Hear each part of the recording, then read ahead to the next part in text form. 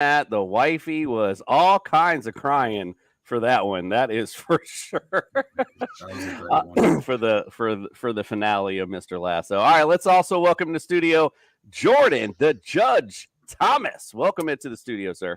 Hey, everybody. Glad to be here as always. And Cooper, I never thought I would hear some of those words come out of your mouth, man. You were really good. You kind of seemed like a Buffalo Bills fan for just a minute. I'm not a Buffalo Bills fan. I am a Josh Allen fan. I will say that. I do like Josh Allen I will admit that. I meant that quite a few times. He's on my dynasty roster. And, I got a good story about Buffalo, how last season and that one game down in Miami, I'm going down there. And I got to tell you, man, for the first time ever, I felt a little intimidated. The Bills fans, they're all with the hey, hey, hey, hey. And I was like, oh, man, we might be in trouble. And, oh, boy, we sure the hell weren't, though, were we? So guess what? I'm ready. All right, let's get it started. Don't forget, guys, go to tssfantasy.com. Check out all of our latest and greatest rankings on there. Also, go to Underdog Fantasy. Use the promo code TSS. We'll double that deposit up to $100. Jazz Sportsbook as well. Lots of great promos, so go check us out. Use the promo code TSS when you sign up. And Pro-Am Belts, if you're looking for some great stuff for your league championship, look no further than Pro-Am Belts. All right, fellas, I'm going to bid you adieu. We're going to bring in the doc. We're going to bring in and basically see if we can find any chink in this Bills armor. We'll find out. All right, fellas. Game. We'll see you in a little bit. Yeah, that's for sure.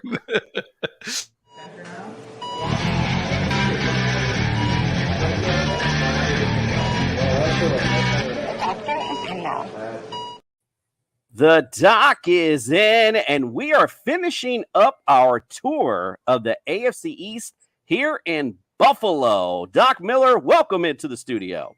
It's great to be here. So let's get started with Josh Allen. Here's a great statistic if you're any fantasy manager. Josh Allen is trending up in fantasy points each of his 5 seasons. And he hasn't missed a game since his rookie season. He told reporters over the summer that he's, quote, getting older and could run the ball less this season than in the past. All of this is very encouraging for his ongoing 2023 availability. We're going to go 20% to the bench for Josh Allen. Moving on to Stephon Diggs. So he's played 3 consecutive seasons and not missed a game. Since his rookie campaign in 2015, he's played in as many or more games each season than he did the season before.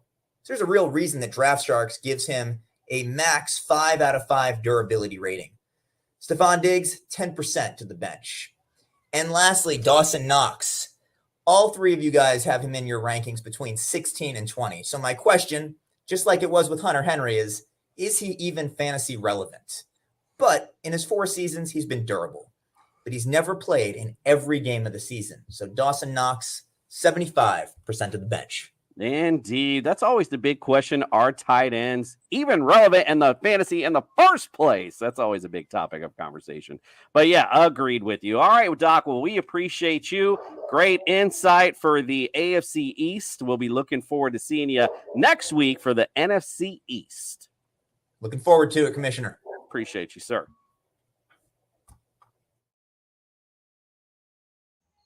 All right, well, it's time to bring our Bills experts into the building. We got our boy Rico from Buffalo Fanatics, Steve Falco from Front Office Pros. Ryan, I'm so sorry. I spaced out. I asked you where you were from, and then I didn't write it down. It was Syracuse something. My bad. I'm just going to let you plug it when you come in. Ryan Talbot in the building.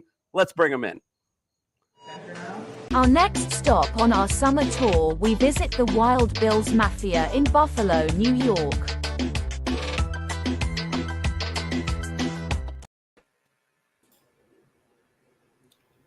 The Bills experts are in. Let's first welcome in Rico from Buffalo Fanatics. Welcome into the studio, my friend. Commissioner Cooper, what's happening, man? Happy to be back again, and I'm hoping that we're able to shed some light for you Finns fans out there that have this belief that you guys are going to try to run the East and take the top spot. But it's going to be tough. It's going to be challenging. But we're here to kind of shed some light for you guys. So happy to be back. Well, I was not going to talk about America's team, the Miami Dolphins. We're celebrating the Buffalo Bills tonight, but I appreciate you mentioning them at least. That lets me know you're scared. All right, let's also welcome into the studio Ryan Talbot. Go ahead, my brother, and plug wherever the hell all the great places you're from. Welcome in, my friend. Hey, thanks for having me on. Yeah, you can find me at Syracuse.com, NYUp.com, and shout the Buffalo Football Podcast. I'm so sorry. I was like, hey, where are you from? And then I spaced out to write it down. I'm so sorry. Welcome in, my friend. We appreciate you coming in. Steve, welcome in, my friend. We appreciate you. Hey, thank you, Commissioner Coop. Excited to be here and cool to be with Ryan Talbot. Following him for a long time with Matt Perino. So nice to be on here with you. Awesome. Well, we're glad we can make some Buffalo connections in the building tonight. First, let's talk about last season, and we're going to start out with a little game. We're going to play a little word association game. So I'm just going to ask you, as I go over last season, to think about this 3 words or less a way you would sum up last season. Obviously, I'll give you a chance to expand on it. But let's talk about last year. 13-3, obviously with the missed game with DeMar Hamlin. We could just go on and on about that craziness that went on last year. But 13-3, first in the AFC East. Unfortunately, got a loss to the Bengals in the divisional round, 27-10.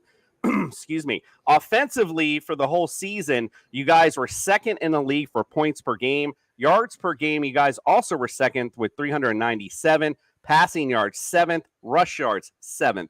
Very consistent offense. When you take a look at, again, Nick made a little joke about the running game, but obviously that's all with Josh Allen. You guys do a great job running the football. Defensive stats, points per game, second in the league, 17.9. Yards against third, you were 6th with 319. Passing per game, you were 15th. And against the rush, you guys were 5th. So, again, we know what went on last season with, it was like somewhat of a, I hate to say, a collapse towards the end. It seemed like, the Miami, not for nothing, I know I'm a Dolphins fan, but we had a pretty decent shot with Skylar Thompson in that wild card game against you guys. So, again, I don't know what went on towards the end. Maybe it was the DeMar Hamlin thing. A lot of pressure was put on this team, but unfortunately, they just fell short at the end. But let's go around the room. Rico, I'll start with you. 3 words or less. Sum up last year's Buffalo Bills. You know what? I mean, I'm gonna be unfair here, and I'm gonna give you 2 sets of 3 words because that's the only thing that sits with me right now. And I'm gonna go back and quote the Lloyd Banks album, "Hunger for More." Right? There was just we didn't quite get to where we wanted to get to, and there was a hunger for more. And then the next of it was out of steam. We just were out of steam, man. There was just so much that went on last year, and we were hungry for it, but just too many things went on, and we were out of steam. So those are the 3 words, and another doubled up. I'm gonna 3-word that one up again, and that's the way we felt about it. And I'm gonna expound on it a little bit. It's just I mean, the whole league knows what happened, man. Just thing after thing after thing being displaced. The DeMar Hamlin thing near the end of the season, the shooting that happened prior to. Right, that took a lot of emotion out of a lot of people. It was quite a taxing year for the Bills. So if I'm gonna pick the 3, I'm gonna say out of steam. We ran out of steam. Yeah, and you're right. I totally forgot about that shooting because that's outside of football, of course. But of course, that affected the team nonetheless and the whole city in general. So totally hear you, Ryan. How about you, my friend? Yeah, I'm going to kind of stay on those same lines. I went with emotionally draining. The top shooting before the season, everything that happened with Kim Pagula, Dawson Knox losing his brother Luke. That's just, all off the field stuff. And then obviously on the field, this was the first year in, I don't want to say the first year that there were significant injuries under McDermott and Bean, but really they stayed very healthy the past few seasons. Last year was that first time where key players were hurt. Jordan Poyer was injured throughout the season. Von Miller went down on Thanksgiving. Josh Allen suffered the elbow injury. We know everything that happened with DeMar Hamlin, and what a miraculous recovery to have him back here at OTAs and practicing with this team. But it just by the start of the year, with everything that happened off the field, everything that was happening on the field, by the end of the year, like Rico said, they ran out of steam. It's just like they had nothing left in the tank because they were so emotionally drained by everything that happened. They kept taking these hits on and off the field, and it kind of took its toll on them by the time that matchup with the Bengals took place. John Roberts, thank you for commenting in. Yes, I know the Bills beat the Dolphins. What else is new? And yes, the Bills did have a lot of injuries. He's concurring with you, Ryan. Totally agree. Steve, how about you, my friend? What do you say? Look, guys, I'm going to keep it simple and kind of go what Ryan was saying, but injuries. You got to think about, we lost Micah Hyde really early in the Dolphins game that we lost him on that special teams play in a blowout. Lost him. Jordan Poyer was dinged up with injuries. For Davis White coming back from the ACL wasn't as strong as we had hoped. He kind of was eased in, but I don't know if he was ever fully himself. Then you've got Josh Allen with the UCL, which I think he played through it. But based on some press conferences after the season, it seemed to indicate that it was affecting him. It did affect him some. So I think that also had something to do with it. So there were a lot of injuries. Also, Von Miller, like you mentioned, Ryan, we brought him in free agency.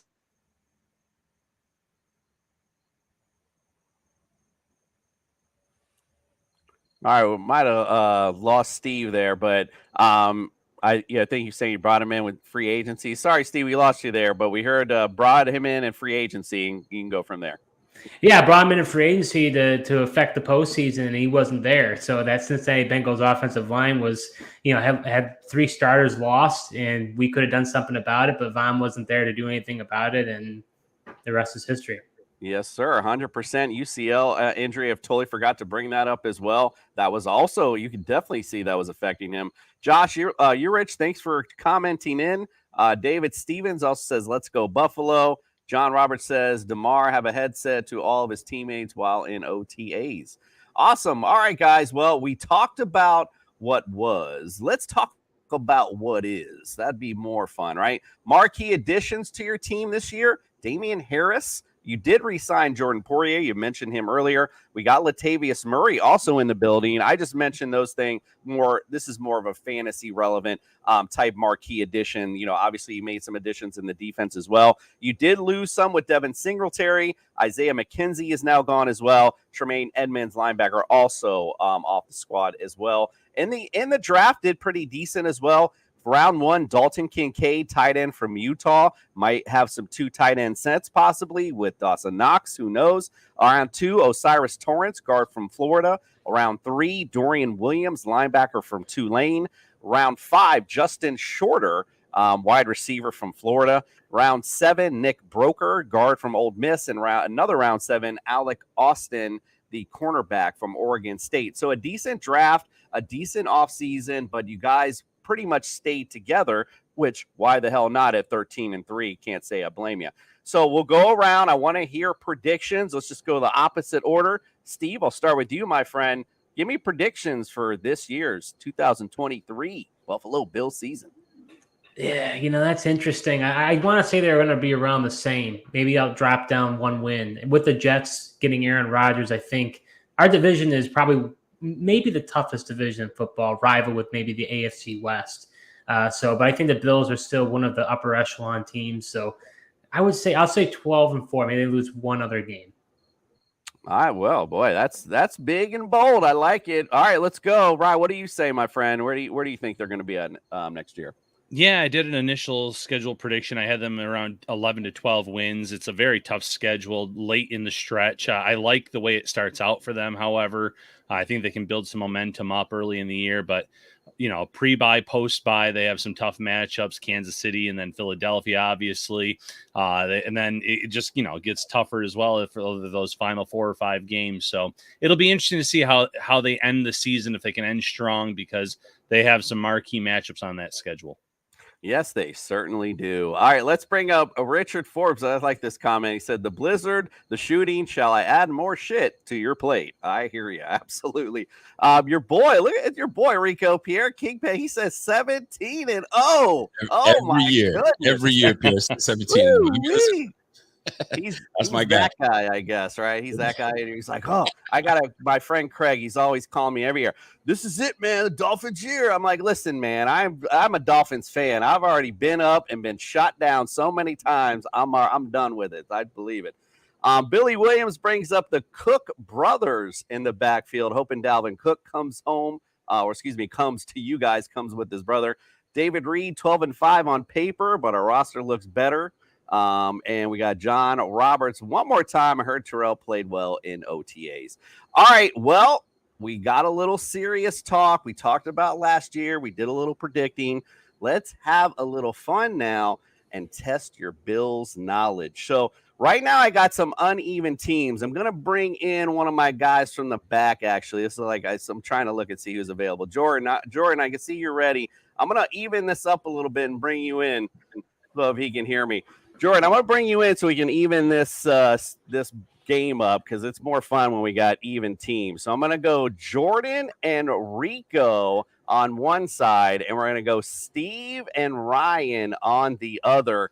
This is basically it's this fantasy quiz show, runs just like Family Feud, essentially, where I'm going to put you head to head. Whoever gets the win for their team, you guys will go and you get 3 strikes.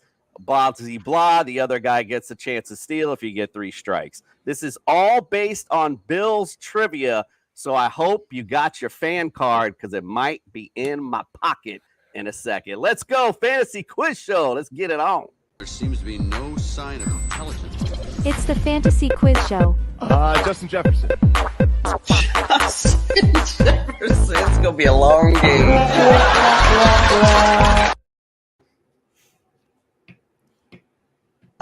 Not going to be a long game tonight because we got Bills experts in the building. Well, and Jordan. And me. Let's Good luck, Rico. I got Rico, but I figure Rico, Rico's been on the show a few times. He kind of knows the deal. So, I figured he'd be good with Jordan as a teammate. It'll be all right. All right, let's start it out. Mano y mano. Let's go Rico and Ryan, round 1. Here we go. Top 5 answers are on the board. Here is the question. I'm looking all time, and I'm looking quarterbacks for the most thrown TDs all time. You're going to say Jim Kelly. Jim Kelly, yeah. Jim Kelly. Come on.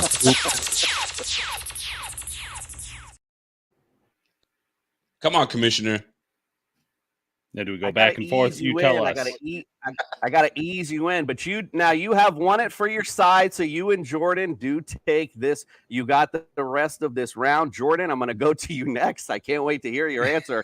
Give me top 5 QBs in Buffalo history with the most thrown TD passes.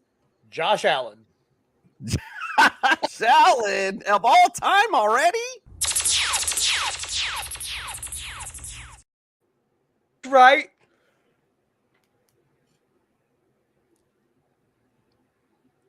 Commission's frozen. Uh-oh. Oh, he's there. You're muted, Commission. You're muted. My bad. My video, I think, got caught up. Yeah, so Josh Allen, believe it or not, he is number 3 all time on the Bills list for QB TDs thrown. All right, Rico, you're up next. Who you got? Give me Ryan Fitzy. Is Ryan Fitzy on the list? Ryan Fitzpatrick. Is that a little Fitzy magic? Fitz magic. You're really hurting us on that, Rico. That was the only one I had left in the tank right there. Like, We got you, buddy. Fitzy Magic was number 4, by the way, on this list with 80. All right, you're missing number 2 and number 5, man. And I'll give you $1,000, Jordan, if you can get either one. Rob without Johnson. Googling. Rob Johnson. Rob Johnson.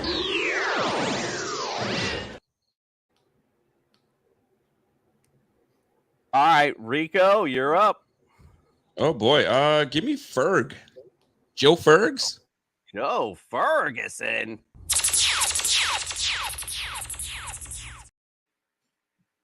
Man, a lot of pressure. I'm really screwing this He's up. just for top of the Rico. dome. I know, bro. Joe Ferguson, number 2 on this list, 181. All right, you're missing number 5, Jordan. Can you snag it for your team? I only know the bad quarterbacks of Buffalo. EJ Manuel. I don't know.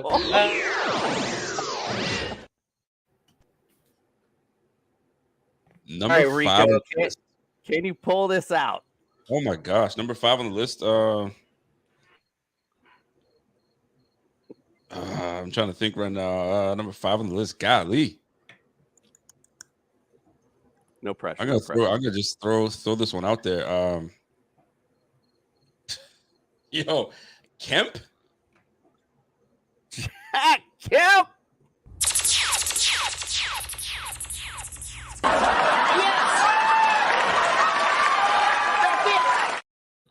There it is. Rico sweeps the round. Good snag there. Jack Kemp, number 5 with 77. Unreal. Great job with that one.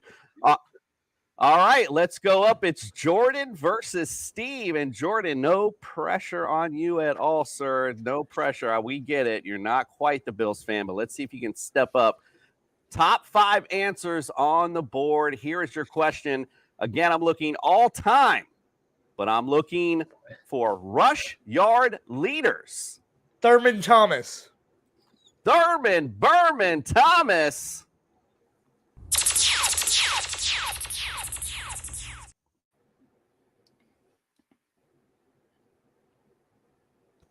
My internet must be slow. It takes a minute for my little check mark going. He's number 1 on the list. Sorry about that. Number 1 on the list with 11,938. So you again, Jordan and Rico, get control. Rico, you're up. Who's your next guy? I think McCoy made it on the list for one of the top guys. For Shady McCoy. Shady McCoy.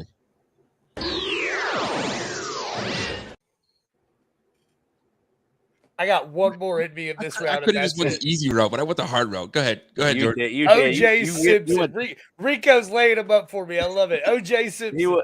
He was trying to help his partner out.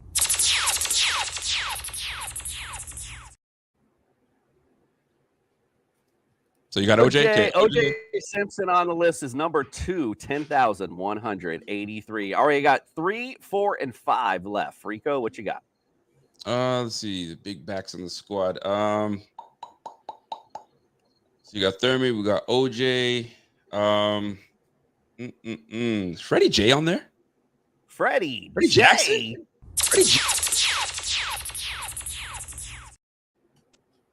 There you go. So Freddie J's there. Freddie J is Jordan on the list. He's number 3, 5,646. Jordan, you got number 4 or 5? CJ Spiller. Good Lord. Spiller, that was okay. Let's see. I'm trying to.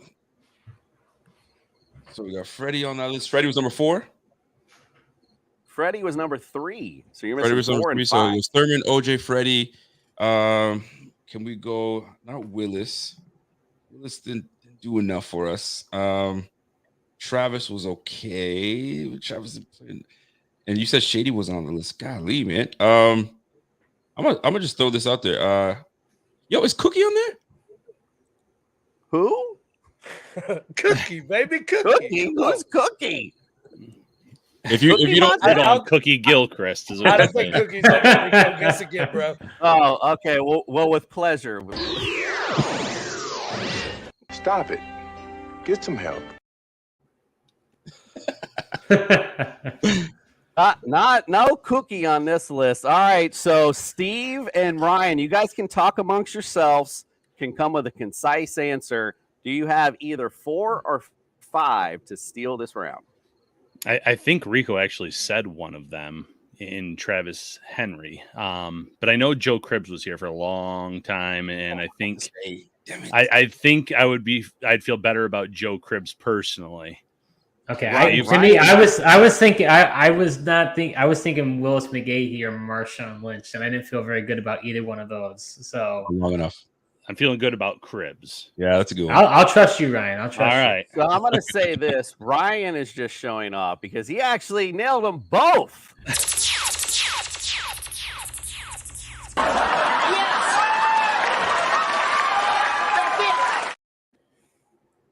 Henry was dominant for a few seasons in Buffalo. Yeah, I was like, you know what? Henry's big and nasty. Joe Cribbs was number 4, 4,445. Travis Henry, number 5, 3,849. All right, 1 1. Let's go, Rico. I hope you're ready. Let's go, Ryan. We got some big questions now for you. This is really going to test that Bills knowledge. I'm looking all-time winning percentage, right, against other franchises. I want to know top 5 answers on the board. Oof. Who do you have the best winning percentage against? Oh, boy. Who's up? Is it me? Am I up? I mean, it can either be either, but yeah. Boom.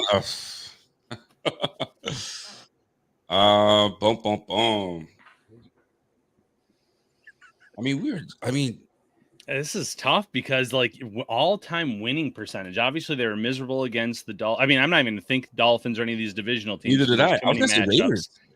Maybe the Raiders. If we do well against the Raiders. What was your guess? The Raiders.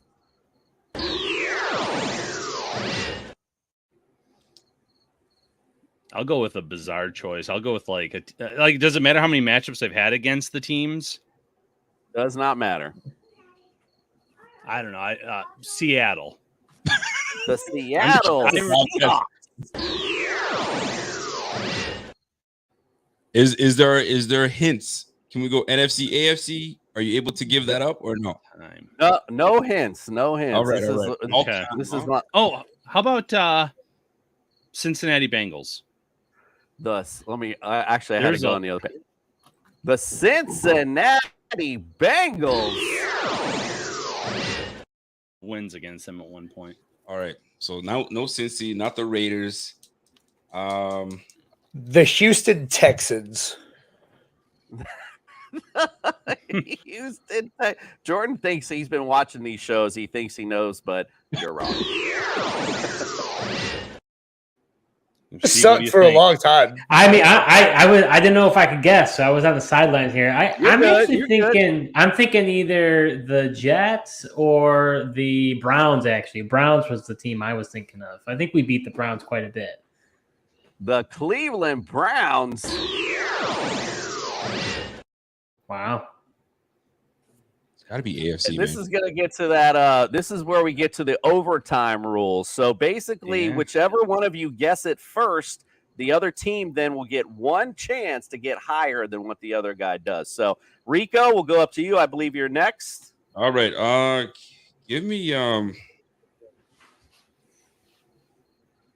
golly, man. Dude, like, give me the Chargers, man. Those against the Chargers. The Super Chargers? A wild ass guess. All Maybe right, we Brian. stay in division. I know they were miserable against the Dolphins throughout the 70s and 80s. They were miserable against the Patriots throughout the whole Tom Brady dynasty. Let's go with their last remaining team, the Jets. The Jets suck. Damn, not the Jets. All right. Who the hell? Jordan, go ahead. The Jaguars. The Jacksonville Jaguars. At this point, we're going to run out of teams here. I've been thinking about it. I think I might got it. I think it's going to be the Washington Commanders or the Redskins. Washington Commanders. There we go on the board. On the board. Washington Commanders is the number 2 team. So Jordan and Rico, you'll get a chance to steal this, but you have to tell me the number 1 team overall that you have the best winning percentage. By the way, Commanders, you guys are 10-5 all time against the Commanders, but there's one that's even better. You guys can talk amongst yourselves. This is like a steal one. I mean, can't be. I don't know. It's not Pittsburgh. It's got solid.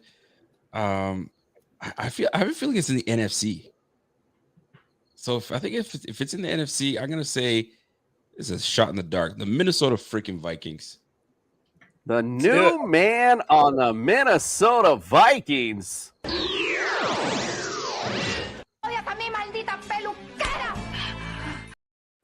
Deserve that one. That's my favorite one. Not on the board there. But okay, so number 1 overall, the Carolina Panthers. You're 6-2 all time. And number 3, the Packers, 9-5. You're actually tied with the Rams. You're actually 9-5 against the Rams as well. And number 5 on this list, the Detroit Lions, 7-4-1. All right, we're going now. We're going to go now back to Jordan and Steve for round number, number 3. And up right now, Ryan and Steve are up 2-1 right now. So if they take this, it's over. Well, here we go. Top 5 answers on the board. Let's stay with that winning percentage. Let's go opposite end. Let's talk about the teams you have the worst winning percentage against. The New England Patriots. I heard Steve first, but I didn't hear what you said. What was your team? I said Patriots. Oh, okay, got you. The New England Patriots.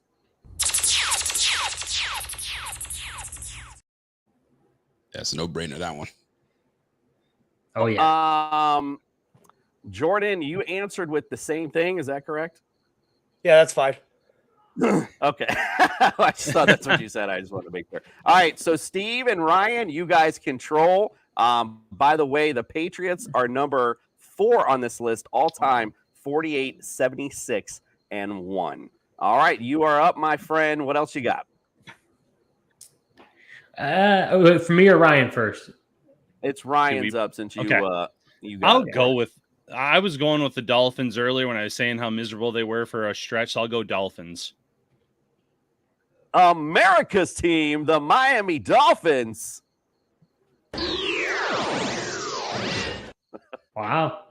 Oh, I didn't think that was gonna. Okay. I'm thinking. I don't know, Ryan. I know we can't talk about it, but maybe you can give me no. Well, I guess we can't cross board either. But I'm thinking the Steelers. They always seem to beat us. I can't stand them, so I feel like Steelers. The Pittsburgh Steelers.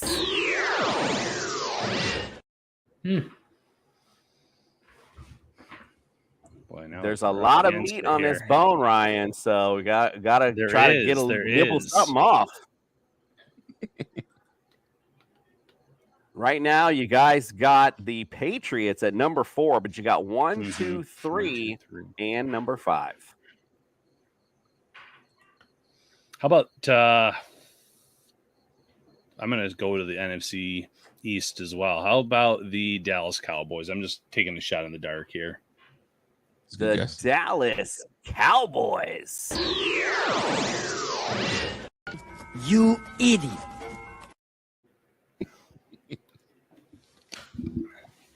Rico and JT, can you steal it to stay alive? There's number 1, 2, 3, and number 5. Kansas City.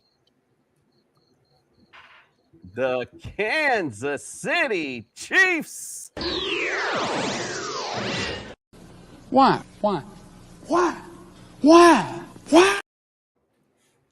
Damn. Unfortunately, not for you, my friend. So here is your list here. So you mentioned the Chargers for the winning. Should have mentioned it for the losing. They are number 1 against you all time. 11, 24, and 2 is your record against the Chargers. Number 2 is the Bucks. They are 4. You're 4-8 against the Bucks. The Titans come in at number 3, 18 and 29. Patriots, I mentioned, were number 4. Vikings were number 5, and they actually were tied with the Ravens. You both got a 400 winning percentage, 6-9 against the Vikings, and 4-6 against the Ravens. Listen, that was a fun game, though. You guys brought it down to the stretch, but looks like Ryan and Steve, you are tonight's winners.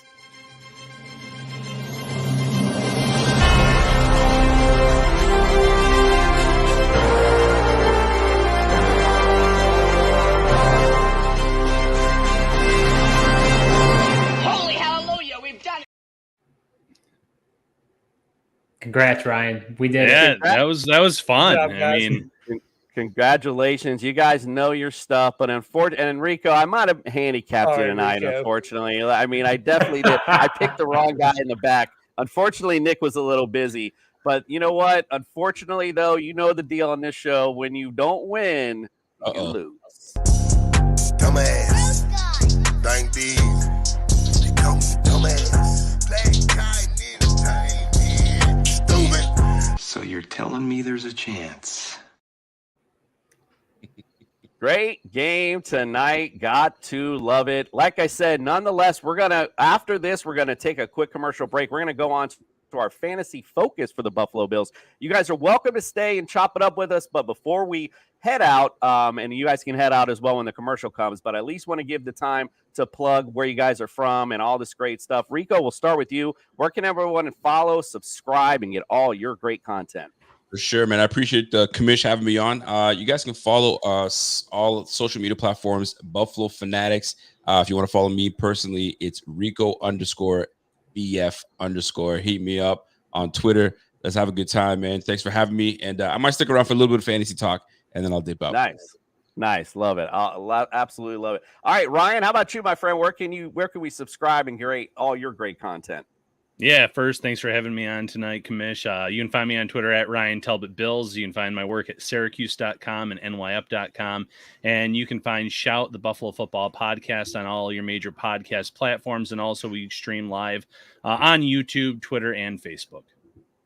All right, well, if you like the Buffalo Bills, I don't really know why. No, I'm just kidding. Of course, if you love the Buffalo Bills and circle those wagons, go get on Ryan's stuff. All this great content. Please go follow and subscribe.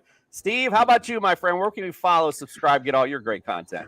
Yeah. So you can follow me on Twitter at Steve_FOP. I am a co-founder of Front Office Pros. So you can follow us there on Twitter, also on YouTube.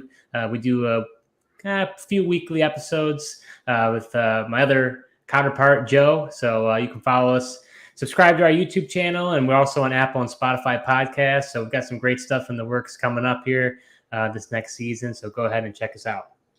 Awesome. And for those in the comments, I know you guys, there's a bunch of comments in there, and I want to get to them. I'm so sorry, but it was hard to get all that going and get to your comments. So we will bring them up. Thank you so much for doing that. And guys, thank you so much for your time. If you are hanging out, that's awesome. I appreciate you. We'll see you on the other end. If not, I appreciate you coming in, and we'll see you hopefully some other time later this season. Let's take a quick break. We'll be right back.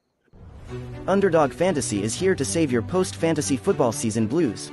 The easiest place to play and win with the Underdog Fantasy app. Get up to 20 times your money in a single night with our Pick'em contests.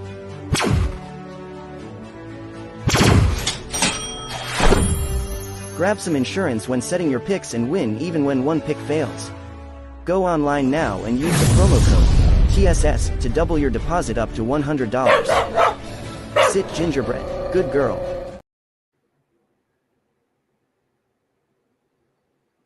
I had to sit Gingerbread inside the other night. She was out here barking, going crazy. So no Gingy tonight. All right, well, we got all the fellas in. I love it. All right, let's get to the fantasy focus.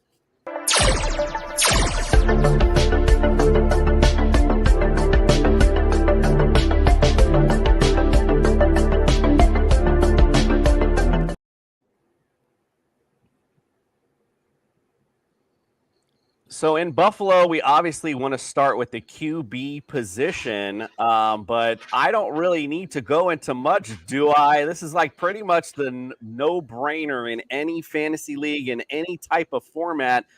You go draft Josh Allen, pretty much, period, point blank. He's been number one the 2020 season, the 2021 season, and guess what he was last year? Number two. I mean, he's the man, he's the myth, the legend for fantasy. I could sit here and give you all the analytics, but I got a lot of people here that are going to give that to you. I'm just here to tell you, draft Josh Allen, period, point blank. Justin, you guys are in the back. Let's start with you. Tell me about Josh Allen, where you got him. And by the way, I got him number 3 this year. Numero uno. 3 times in the last 4 years. Let's freaking go. I think it's a no-brainer here. Like you said, and he's got to play MVP ball. And when you got to play MVP ball, ask Jalen Hurts what happened last year. He went through the moon. There's not much to it. He's still got Diggs. He's got Dalton Kincaid now, who's like another big threat. I think he's going to come on later in the year. And then, I think James Cook, we're going to finally see what this guy looks like in the passing game. I'm kind of really excited for that. Yeah, indeed. It's going to, especially to start out, maybe him as the lone wolf in the offense, but we'll see how all that plays out. Nick, how about you, my friend? How do you feel about Josh Allen? And you're on mute, just to give you a heads up prior. All right, we'll go to JT since he's ready. JT, talk to me about Josh Allen. Where you got him at? Man, there's not a whole lot to say that you guys haven't. I've got him at 2. I mean, if you have him outside of your top 3, you're probably doing something wrong. The thing I love most about Josh Allen is just not only is he great, he's consistently great. And I think it was 12 out of 16 weeks last season, he finished as a top 6 quarterback. So even with his greatness, you also don't have to worry about those bad games or those low games. He comes with it every single week. 100%. Nick, how about you, my friend? Yes. Yes to everything. I have him at number 3. I mean, everyone's got a pothole game every once in a while, but he bounces back.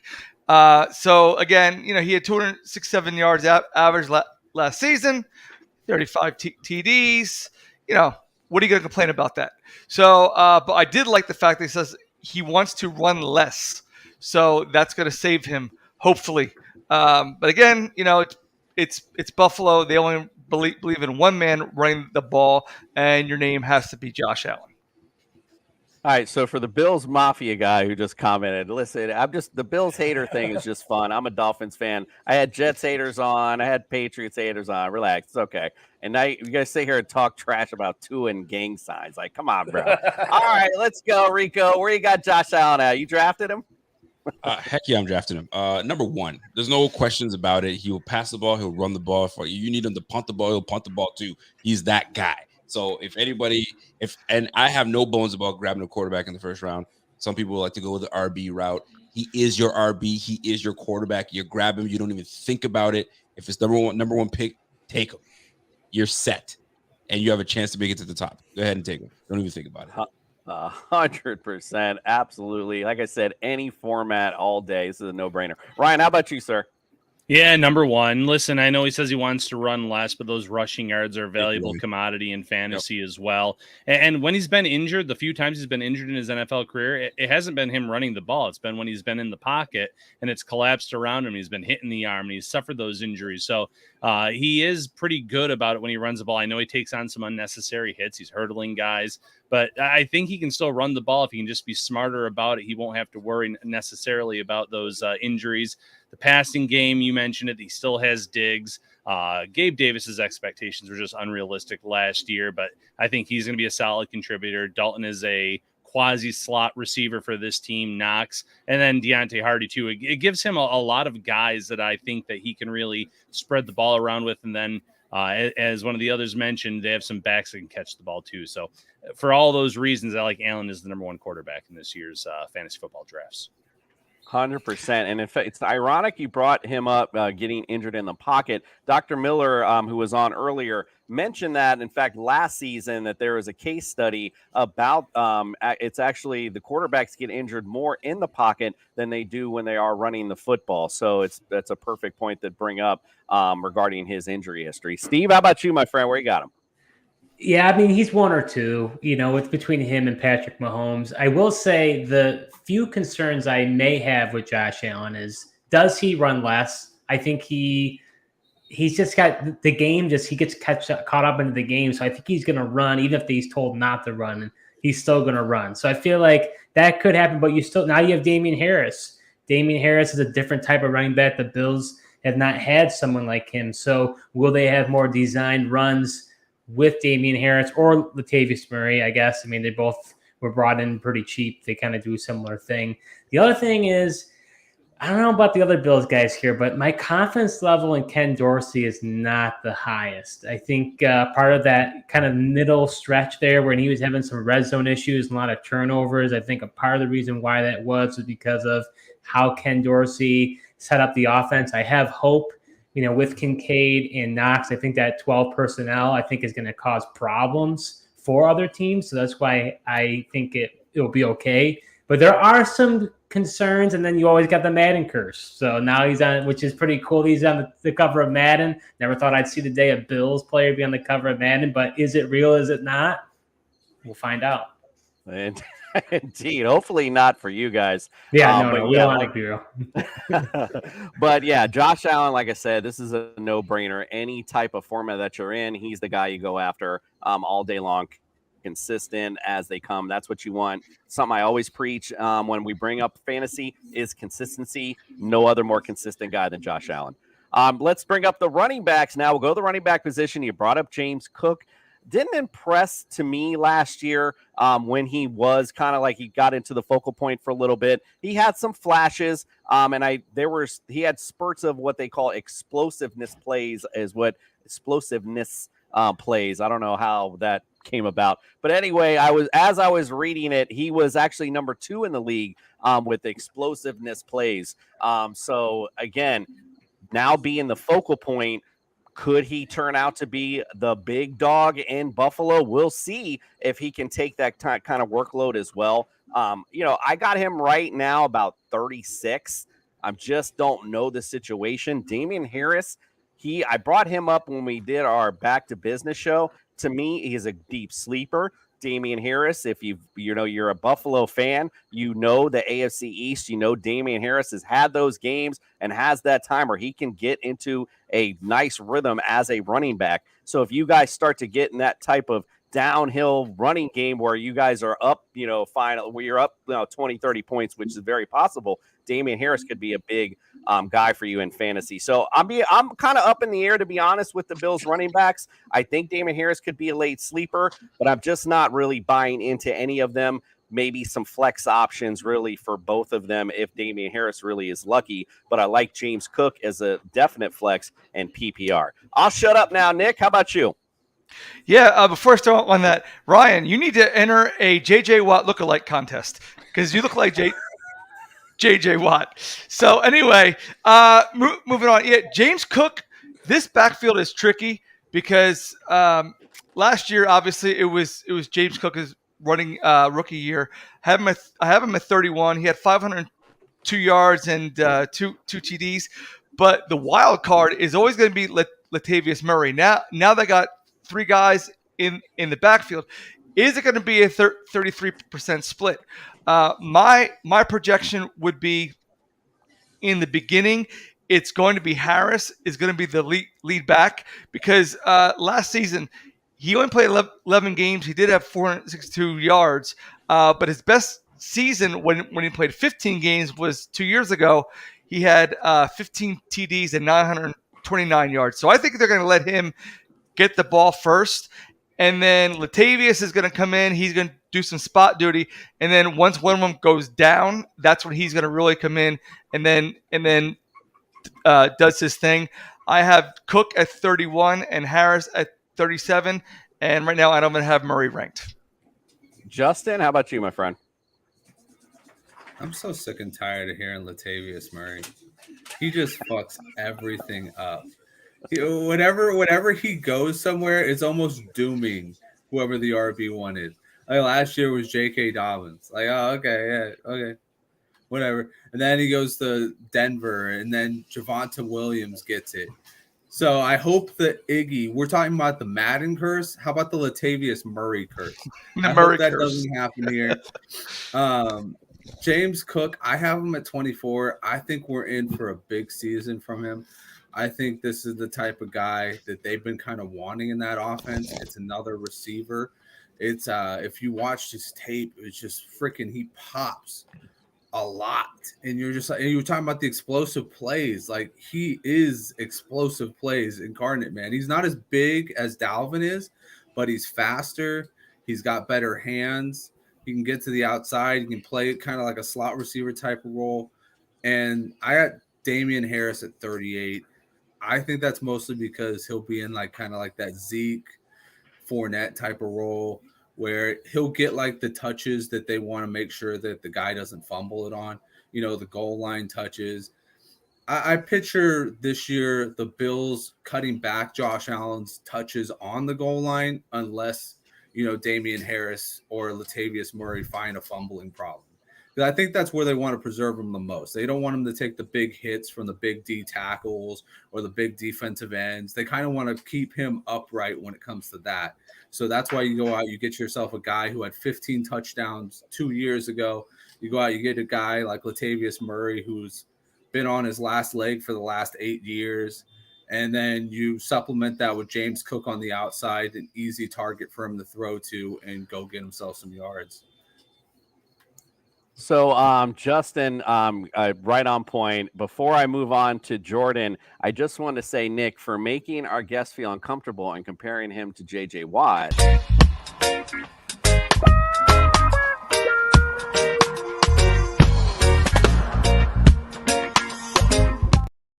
I think you were the one that felt uncomfortable. I don't think I made him feel uncomfortable at all. I think it's a you problem, Jason. That's a you problem. I could see it was a little uncomfortable. Jordan, how about you, friend? Where do you think these running backs are?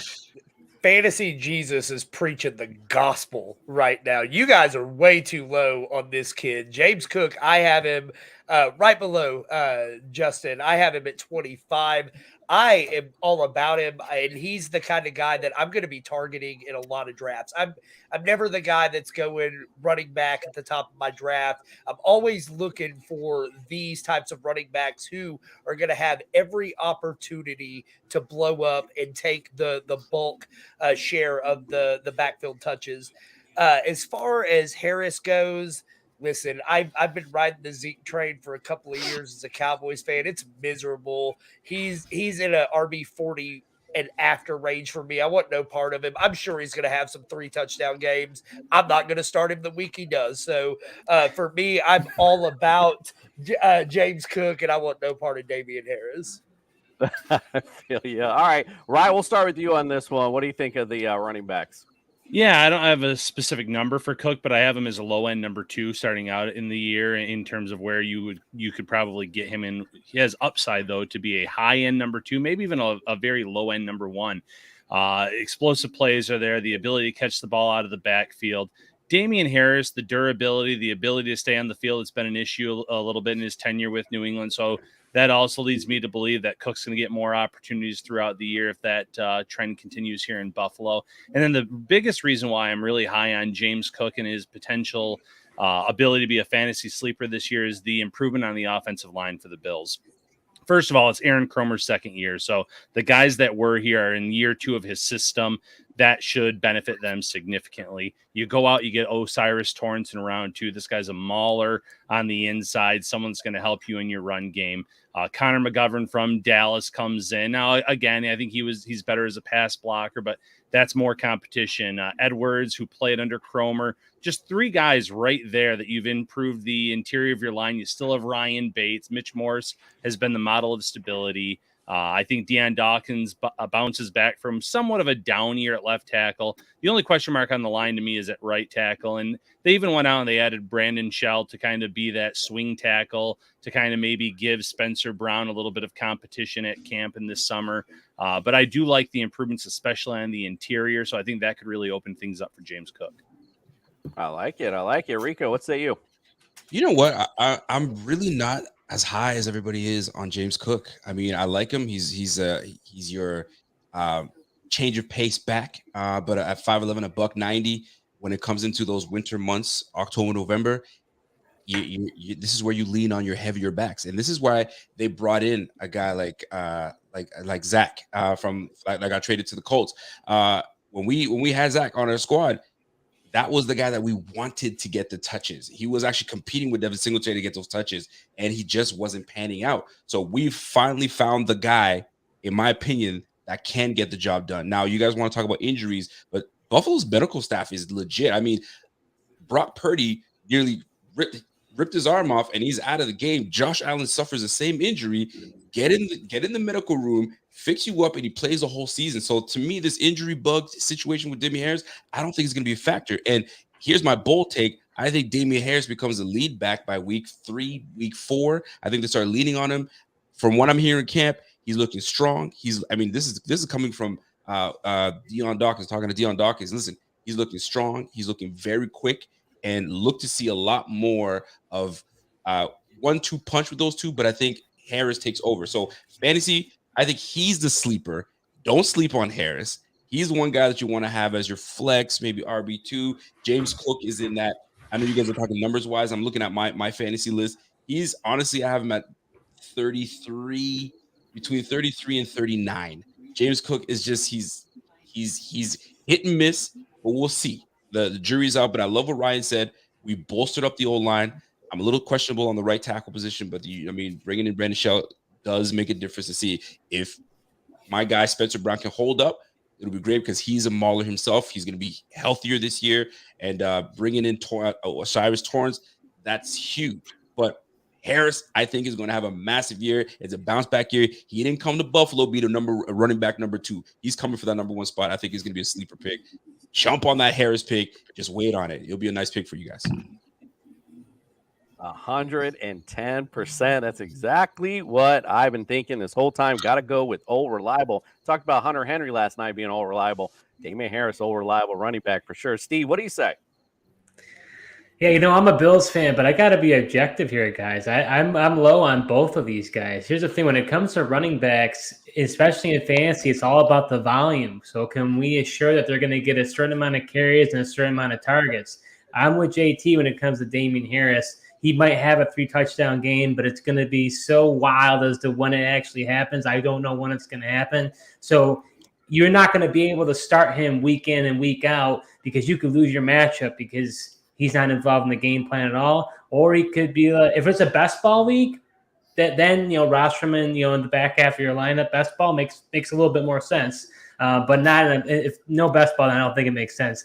And then when it comes to Cook, I think a PPR league really matters. I mean, when it comes to James Cook, he's not going to get a lot of carries. I'm not sure off the top of my head, but I would say I don't even know if he eclipsed over 15 carries in a game last year. So if he's not going to get the volume as regards to carries, is he going to get it in targets? So your hope would be that maybe Kincaid isn't as good, and we don't have Cole Beasley there, and he was involved in late.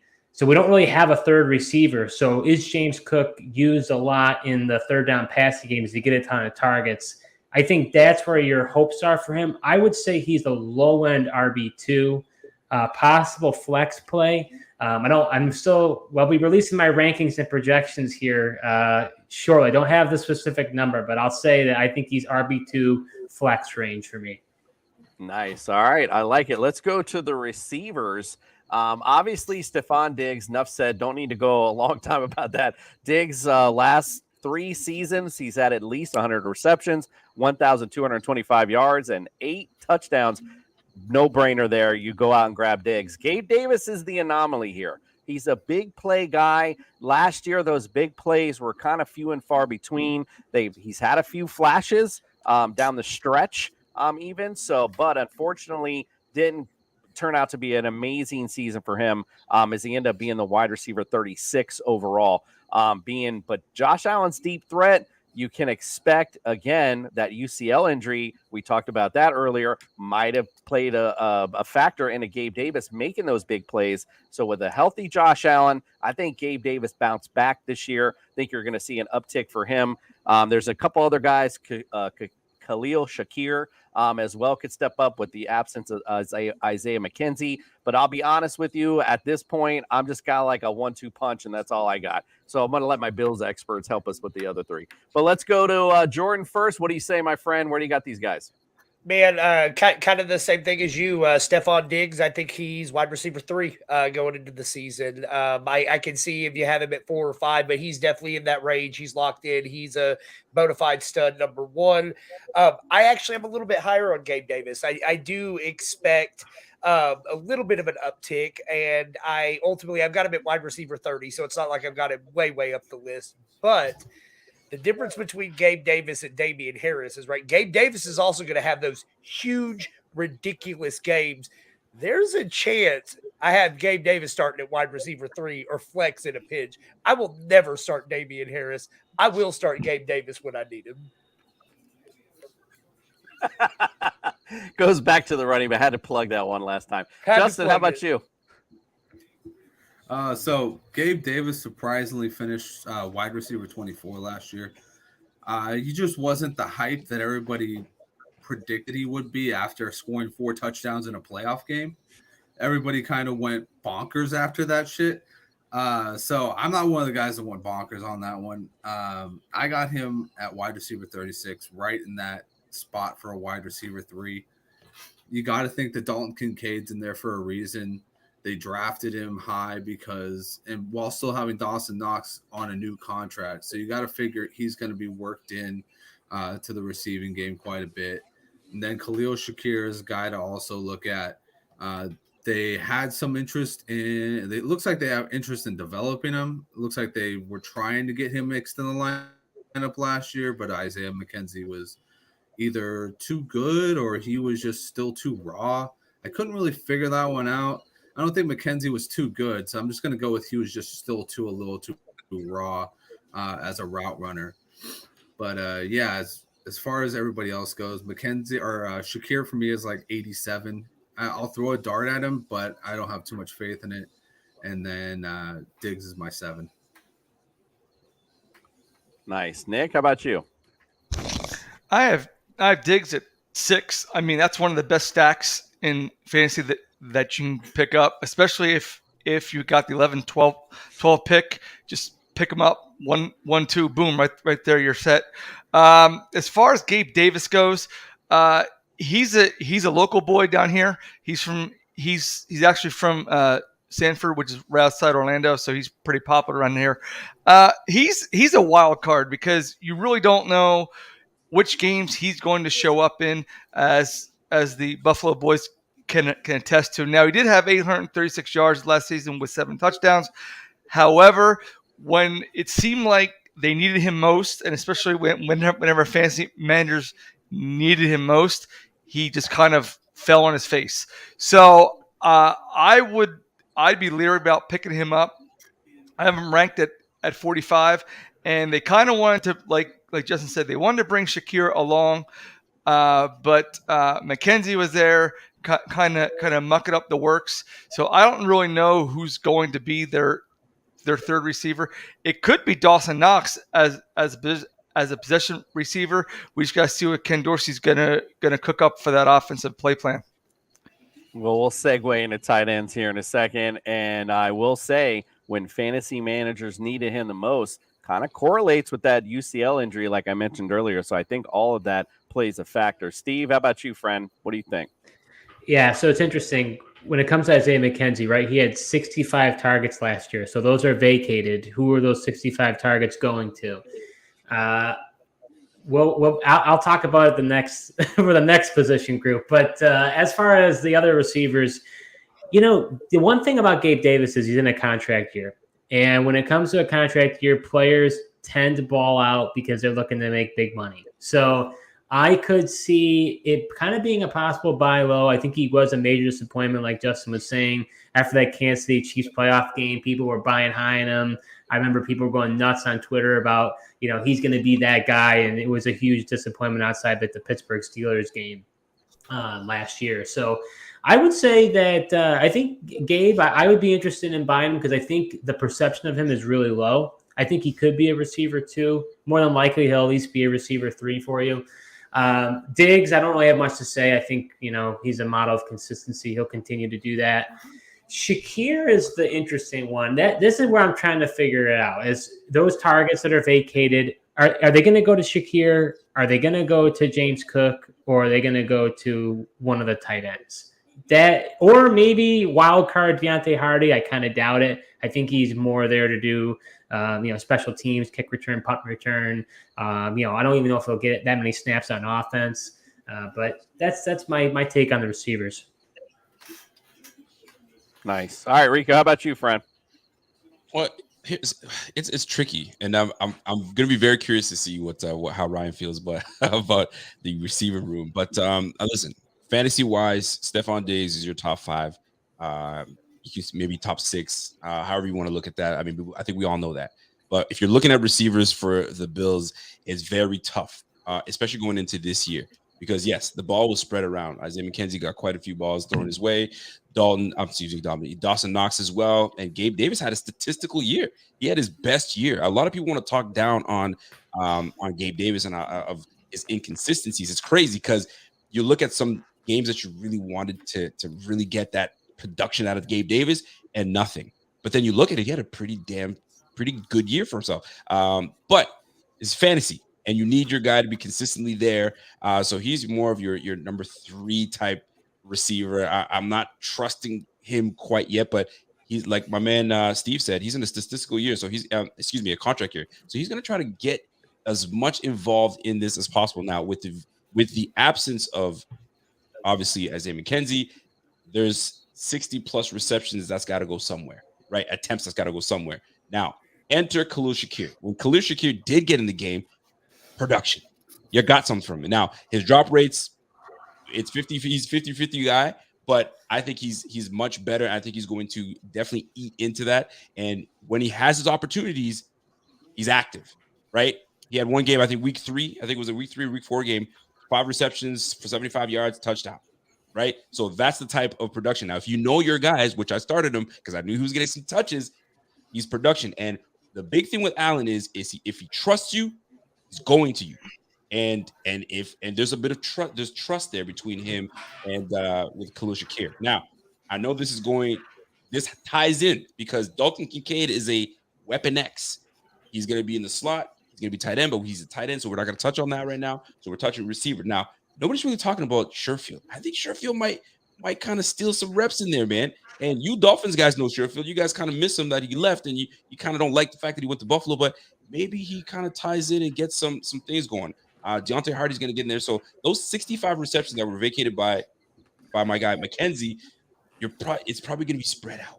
But majority of those touches are going to go to Kincaid. So look for your 1-2 punch is going to be Gabe and my guy Stephon Diggs. And I think the edge in this is going to be Khalil Shakir. So don't sleep on Khalil Shakir. Khalil Shakir, he's like your 50 in your 50 range. But if he's available, grab him and stash him because he's gonna get you some points. Justin loves him some Sherfield, so don't get it twisted. And in the comments, a lot of the fans like just Shorter as well a lot. So mentioning that. Ryan, how about you, my friend? What do you think?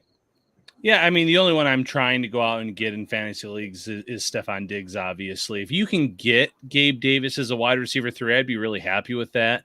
Everyone's mentioned the output from last season didn't match the expectations, but it was still a solid stat line. The hands are an issue, the drops are an issue, but he also dealt with a lingering ankle issue throughout the year too that I think hampered his play and limited him at times in terms of what he could do cutting, route running wise, where I think that could benefit him this year coming in healthy. He's sneaky in terms of being that field stretcher, getting down the field and creating that separation. But if you can get him as your wide receiver 3, all about it. As for the other guys, Khalil Shakir, I'm a big fan of his game. I liked it when they drafted him last year. Did a lot of offseason work with former Bills receiver Eric Moulds this offseason. So interested to see how that pays off for him. Moulds was great in Buffalo at a time many, many years ago. So will that help? I always do like to look for that year 1 to year 2 leap where these guys know what they need to do to their bodies in terms of that they didn't know coming in as a rookie, what's going to help them win on the field. And I'm a big, actually, Deontay Hardy fan in terms of a deep league. If you can get him late, and again, it has to be a deep league. I'm not drafting him in a standard 12-team league, anything like that. But the Bills gave Hardy, I think at least in terms of the general contract, it's listed as 2 years, $9.5 million. Now, mind you, some of that money is bonuses, this, that, or the other. But you look at Isaiah McKenzie, who they had here, he was always getting that 1 year, $1.6 million contract in that range where it's like, we like you, but we don't know what we're going to get from you. Deontay Hardy was supposed to be this breakout player last year with the Saints. He suffers the foot injury.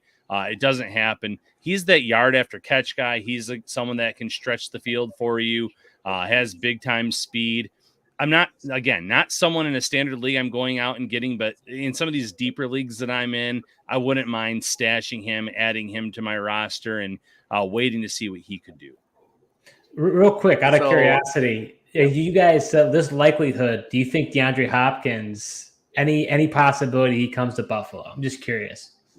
No, and I mean, I think he's kind of telling on himself with his visits right now with the Tennessee Titans and the New England Patriots. Right. And listen, by all means, NFL careers are short-lived. Go get your money, be happy about it. But if he was serious about winning a Super Bowl, he would have taken a team-friendly deal with Buffalo or Kansas City for 1 year, and then tried to maybe go out and get a big deal elsewhere after the season. That doesn't look like the route that he's going. Yeah, and I'm gonna double up on that. He listen, when you go visit the Patriots, you're not about winning. When all that I need ownership, I need the defense, I need a quarterback, all that out the window. When they show you the bag, if you are reconsidering going back to Houston, right now you're thinking tax-free money, and you're not about winning. You're just about finish your career. You've played with every quarterback under the sun. So what does it matter to you anymore? So you know what? Go ahead and get your bag. You're not about winning, because if you were about winning, your ass will be in Buffalo right now. Yeah, I don't disagree with you guys. My only consideration would be, is he just because the Titans and the Patriots have a ton of cap space? Is he leveraging them just to try to squeeze? Because I don't know if he's actually serious about either one of those teams. I just wonder if he's possibly trying to leverage that to get more money. But I was just curious what you guys thought. From who though? From Buffalo or Kansas City? It's not happening. I mean, you can always restructure or extend. You could do what you saw what happened with Leonard Floyd, right? I mean, you saw the extension of that. Oliver didn't see that coming. His 5th-year option was huge. So what they did was extended, restructured, brought that cap space way down so they could fit a guy like Leonard Floyd. And they could do so many things to do it if they really want to. It's just a question of does being in that front office want to do it? All right, so we're going to combine the last positions just so we're not here all night. I want to keep my guest up all night. It's Friday night. We're trying to do our thing, right? But and Sal, I just want to address one thing before we go. First of all, love everyone watching tonight. Please, if you're watching, go to Fantasy Sports Corporation, hit the subscribe button. We appreciate you guys being here. All these great comments tonight, but I had to address one of them just really quick because it was really funny. And I had to bring it up. This is from Teddy MV. He said Rico looks like he was at the BMW and asked if anyone wanted to be on his podcast. Hey, Teddy, with respect, fuck you. All right.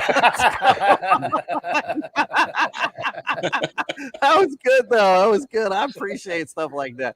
All right, let's go on. We're going to talk about, let's combine the tight end and defensive positions. I mean, because it's kind of a no-brainer if you're going to draft a defense.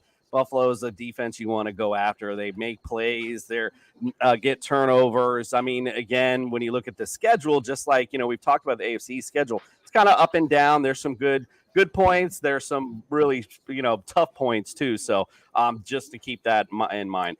Dawson Knox, we talked about Dalton Kincaid. You guys can probably refresh me in on Dalton Kincaid because honestly, I just been thinking Dawson Knox this entire time. Dalton Kincaid hasn't even crossed my radar, so maybe I just suck as a fantasy analyst, to be quite frank, but maybe he's somebody that's going to get in this mix that I'm just not really thinking of. There always is that guy that comes up, especially in the tight end position. Dawson Knox has shown some streaks of greatness, if you will, in the offense. But last year, didn't seem like he really Josh Allen went to him a lot last year. So, I got him right now as 18th.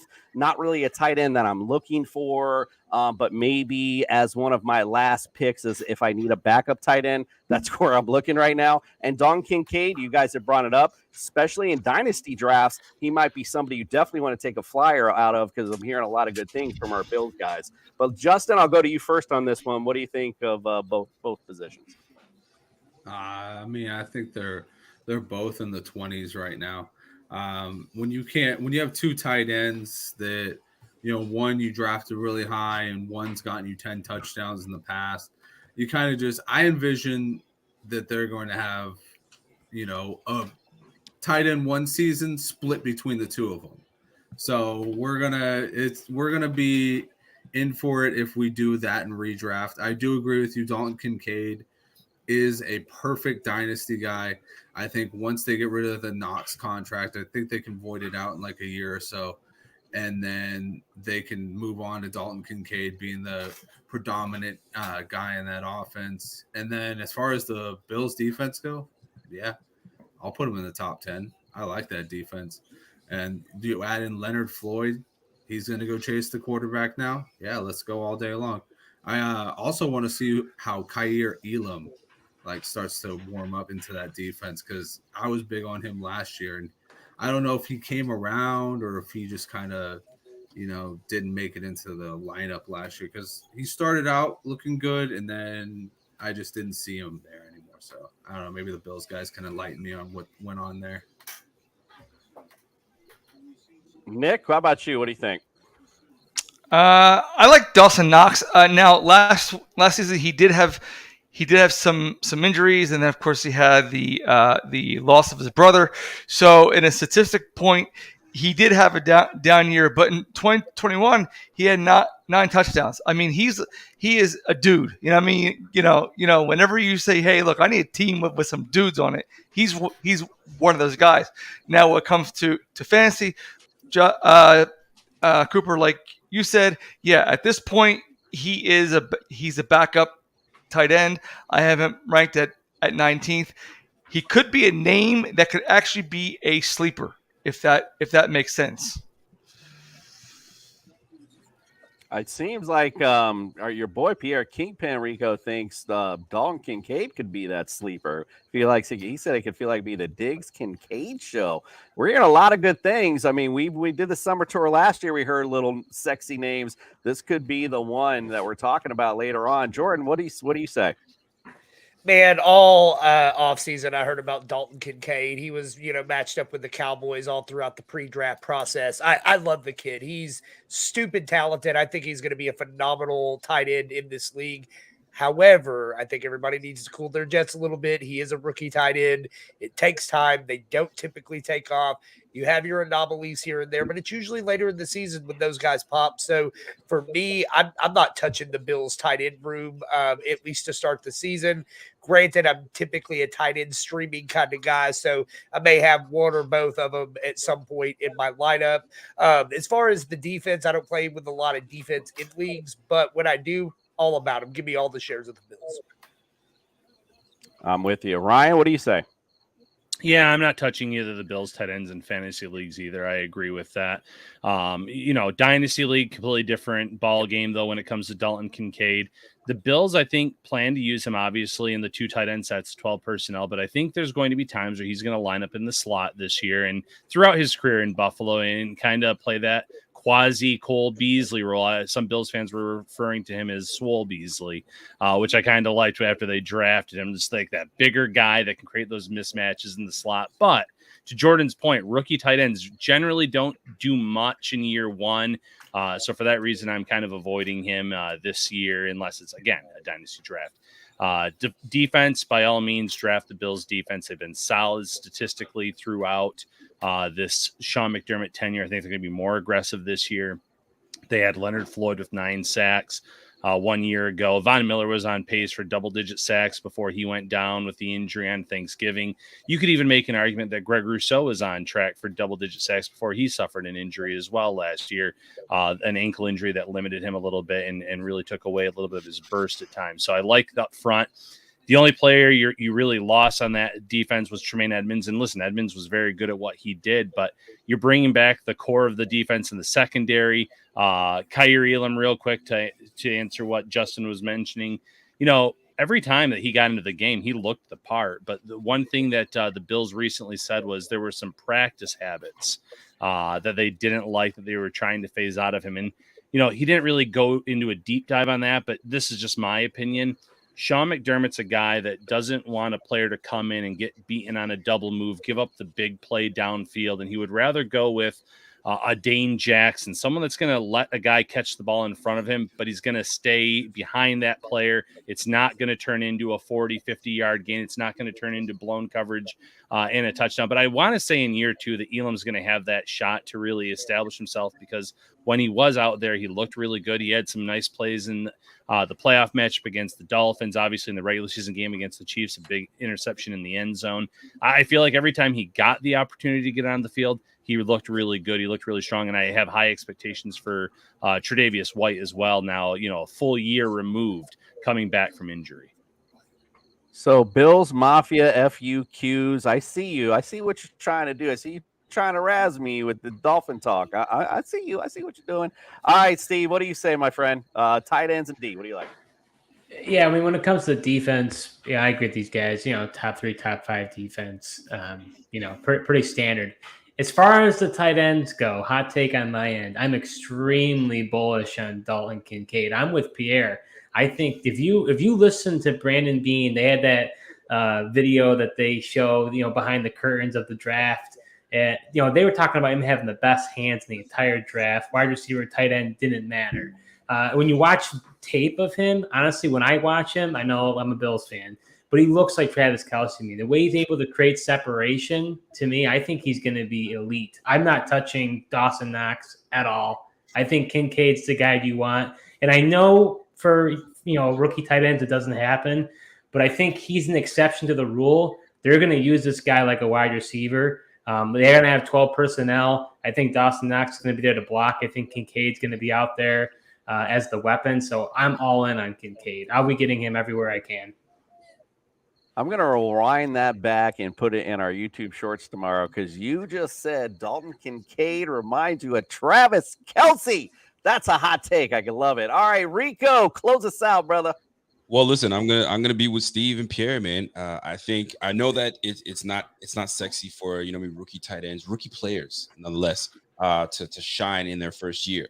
But you don't go up and trade up for a tight end and not utilize him. I know this is fantasy, but it's also fantasy, and you want to move the ball. And Buffalo is ready to move the ball. And right now, they've been trying to find that Cole Beasley replacement, right? Isaiah McKenzie. There was a rotation. Isaiah McKenzie. Jamison Crowder was supposed to be the guy. Jamison Crowder was not healthy enough, right? So then in comes Khalil Shakir. And then they bring back Cole Beasley. They've been trying to fill that void, and they haven't been able to. And unfortunately, Cole Beasley came in the middle of the year, not completely in shape. So you can understand that he's not going to be the same player. But when Cole Beasley was in, it was connection left, right, center. So Kincaid is that dude. Now, here's a little nugget for you guys. So I was just at an event not too long ago, and I was amongst some players, interviewing some players, and talking to people that are connected to some of the players. And Kincaid's the real deal, man. And these are coming from players on the team saying he's the real deal. Dawson Knox himself said, I said, you know what? Give me someone on this team that is standing out to you, right? Could it be Sherfield? He could have said Sherfield. He could have said, old lineman. He said, you know what? I gotta go Kincaid, man. He's crisp. His hands, he must have mentioned his hands multiple times. He's the real deal. Do not scoff on taking Kincaid. He's going to be a weapon. I'm telling you right now, don't sleep on him. And it's going to be quite fun to see them in 12 personnel having these two tight end sets. And if you think they're going to be running the ball on you, play action. Listen, it's going to be a fun offense this year. We got an O-line that's ready to go. Don't sleep on Kincaid. I think he's going to be something special this year. And as for the defense, Ryan nailed everything, man. Tre'Davious White has been looking fantastic in camp. He's looking like more himself. Kyer Elam, and he's a tricky player because when he's in the game, he's making plays. He will make plays. But he's got these habits in practice where you're like, come on, man. And McDermott is very, show me what you got in practice. And if I like what I see, you're going to get in the game. But if you're struggling, I'm going to go with the old reliable and Dane Jackson. And they love Dane Jackson. So you got a 3-man race at that left cornerback spot or the cornerback number 2 spot. I'm hoping Kyer takes over. But this defense is going to be great nonetheless. McDermott is now taking over. He's going to be more aggressive. You're going to be guys getting after the quarterback. Think back to when the Panthers were solid, when they had that great pass rush. Defense was playing solid. You're going to see a lot of that in this Bills defense. So, I mean, everybody knows they're going to be a top defense, but don't sleep on Kincaid. He's going to be nice. So listen, there's a few things that we get out of these summer tour shows for us. First and foremost is the great relationship we make. So thank you all. First and foremost, Ryan, Rico, Steve, appreciate you guys being in. But secondly, we always get little, as Rico put it, nuggets every time. And right now, I think we just got to go because I keep hearing that name. And when I hear something consistently, that means good things. So we're going to take that out of tonight. Watch out for Kincaid this season. Listen, we appreciate you guys. We're closing out the AFC East Summer Tour next week. we hit the NFC East. Ooh, that'll be fun. Hey, guess what? We'll be playing them this year, so we can have a little talk about that anyway. Yeah, it was really exciting. If you, again, go to tssfantasy.com, check out all of our latest and greatest rankings.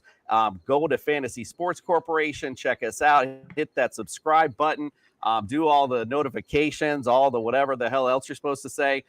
We appreciate you guys being in with us tonight. We appreciate you guys coming into us. Good luck to your Buffalo Bills. I hope you circle the wagons, except against America's team, the Miami Dolphins. Thank you guys so much. We appreciate you. We are out.